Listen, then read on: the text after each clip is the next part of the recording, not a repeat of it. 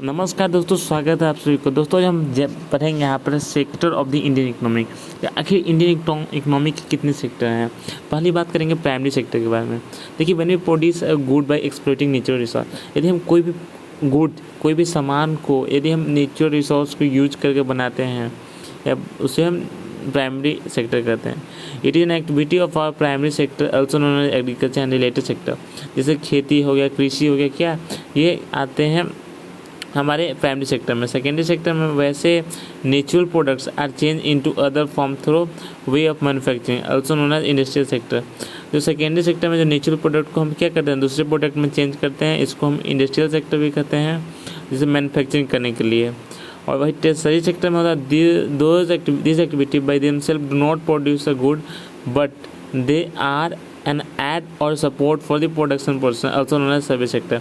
ये service sector, जैसे कोई भी प्रोडक्ट को यदि इंडस्ट्री तक जाने के लिए एक को ट्रांसपोर्टेशन की ज़रूरत है, जो एक टर्शरी सेक्टर प्रोवाइड करता है। ग्रॉस डोमेस्टिक प्रोडक्ट, जैसे ग्रॉस डोमेस्टिक प्रोडक्ट होता है the total value of a final good and service produced in each sector during a particular year provide the total production of this sector that year. देखिए, gross domestic product होता है कि जितनी भी value जो final goods जो बनता है या फिर सर्विस जो प्रोड्यूस होता है, ये प्रोड्यूस होता है हर एक सेक्टर में प्रत्येक साल में। टोटल जो प्रोडक्शन होता है एक साल में, इसी को क्या कहते हैं कि gross domestic productions. Rising importance of tertiary sector. आखिर टर्शरी सेक्टर को इम्पोर्टेंस क्या है। यदि कोई भी देश में बहुत सारी सर्विसेज ज़रूरत होती हैं, जैसे हॉस्पिटल, शिक्षा, education, institute, defence, transport, bank, यह क्या टर्शरी सेक्टर में आ गया। The development of agriculture and industry leads to development of this service such as transport, banks and required.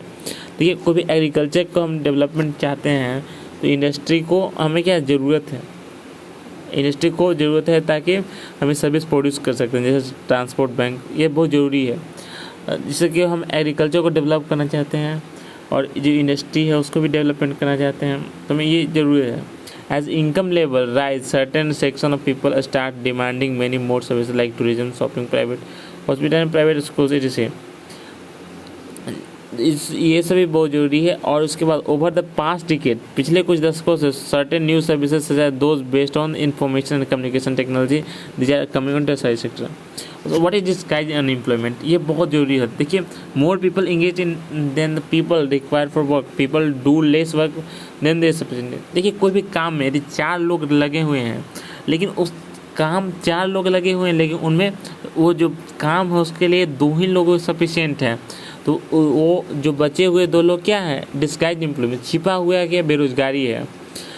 अब national rural employment guarantee act handed as work guarantee in year by the government को 100 दिन के लिए एक guarantee देते हैं, क्या रोजगार देने के लिए।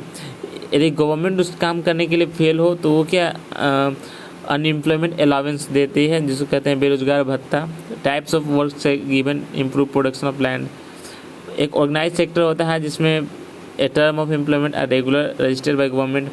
वैसे सेक्टर जिसमें क्या गवर्नमेंट से रजिस्टर्ड हैं और उसमें कुछ टर्म्स होते हैं, बहुत सारे रूल्स और रेगुलेशन को फॉलो करते हैं। कुछ इसमें फॉर्मल प्रोसेस और प्रोसीजर्स होते हैं। एक होते हैं अनऑर्गेनाइज सेंटर, जिसमें छोटे छोटे से क्या यूनिट में रहते हैं, और उसके बाद कुछ में इसमें कोई भी रूल और रेगुलेशन फॉलो नहीं होता है। इसमें आपकी जो एम्प्लॉयमेंट है, आपकी जो रोज़गार है वो फिक्स नहीं रहता है। थैंक यू वेरी मच दोस्तों, कि मेरे चैनल को सब्सक्राइब कीजिएगा। Thank you for support.